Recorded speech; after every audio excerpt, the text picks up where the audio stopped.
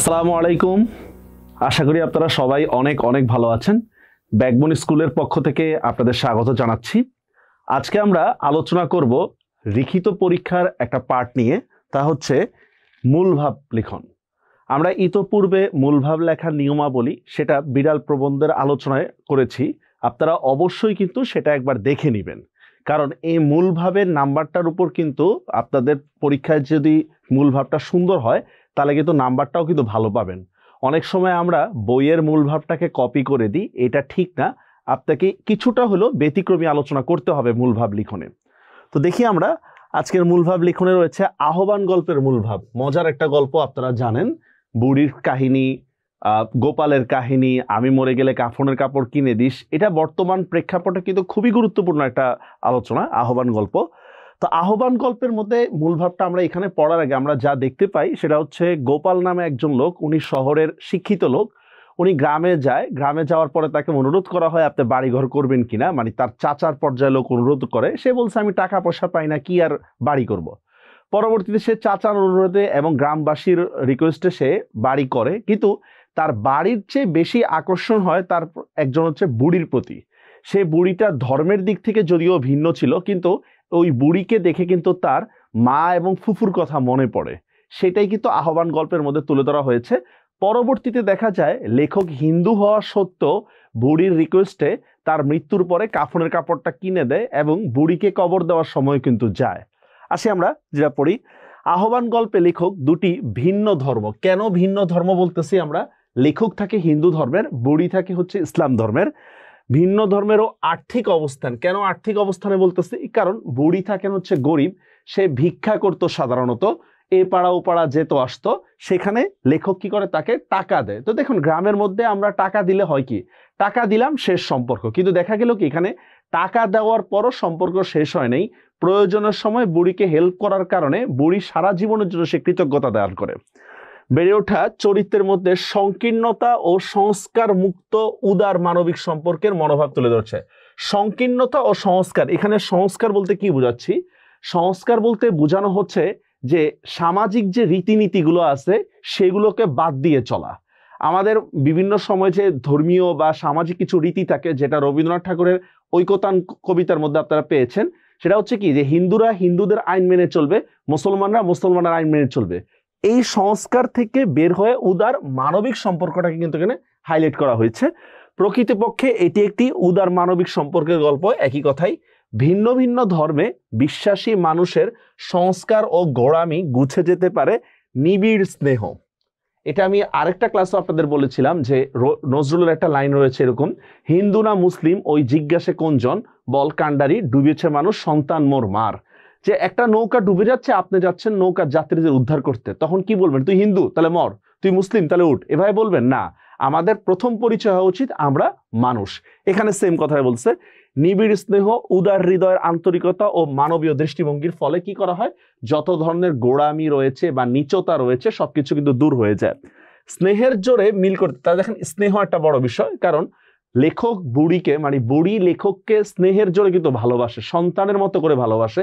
এই জন্য কিন্তু একটা নাম দেয় গোপাল, আদরের সম্বোধন। স্নেহের জোরে মিল করতে পারে ধর্মের ভিন্নতা। আহ্বান গল্পে এ সত্যই যেন প্রাধান্য পেয়েছে। কোন সত্য?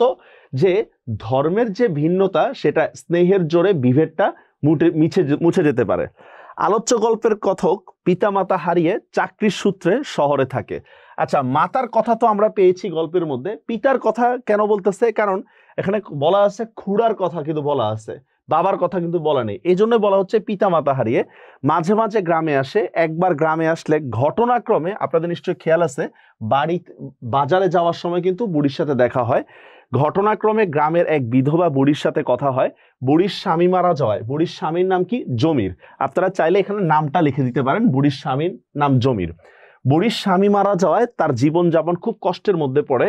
তো এখানে কষ্টটা কোথায়? মনে আছে আপনাদের নাচ জামাইয়ের কথা, নাচ জামাই, যে এক নাচ জামাই আছে সে মোরে ভাত দেয় না। এখানেও কিন্তু গ্রামীণ একটা পরিস্থিতি তুলে ধরা হয়েছে, যে দেখা যায় বয়স হয়ে গেলে মা বাবাকে কে খাওয়াবে। দেখেন, যে বাবা মা সন্তানকে লালন পালন করে, দেখা যায় গ্রামের মধ্যে তাকে খাওয়ার নিয়ে পরবর্তীতে ভাগাভাগি হয়।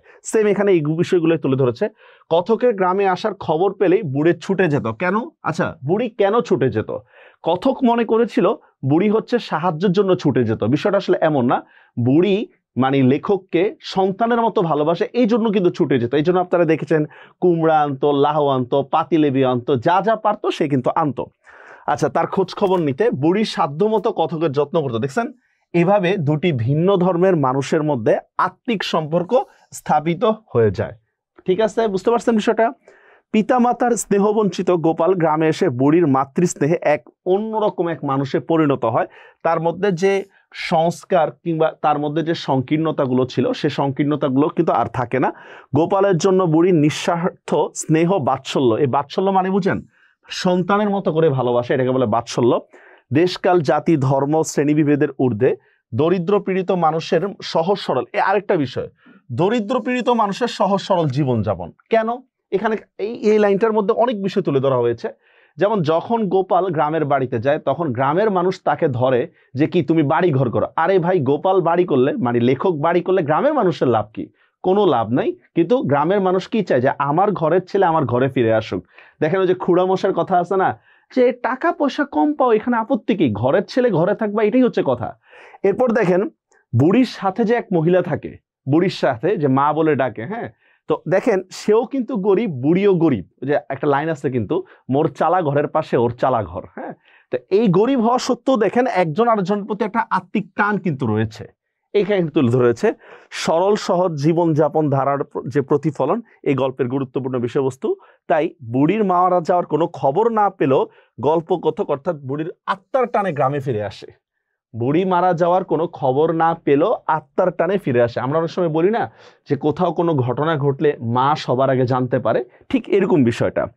বুড়ি মারা গেছে এবং শেষ পর্যন্ত বুড়ির অন্তিম চাওয়া অনুসারে কাফনের কাপড়ের ব্যবস্থা করে গোপাল।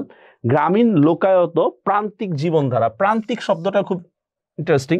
প্রান্তিক মানে হচ্ছে যারা গরিব, যারা সাধারণ, একদম পুরা নর্মাল মফস্বল টাইপের এরিয়া, এদের কথা বলতেছে। লোকায়ত প্রান্তিক জীবনধারা শাস্ত্রীয় কঠোরতা থেকে মুক্ত। বুঝতে পারছেন? শাস্ত্রীয় কঠোরতা বুঝতে পারছেন? আপনারা অভাগীর স্বর্গ নিশ্চয়ই পড়ছেন, আপনারা বিলাসী নিশ্চয়ই পড়ছেন, মানে দেখেছেন। তো এগুলোর মধ্যে দেখা যায় যে শাস্ত্রীয় যে কঠোরতা, এ অমুকের সাথে মিশতে পারবে না, সে এই কাজ করতে পারবে না, এগুলা গ্রামের মানুষরা এত মানে না।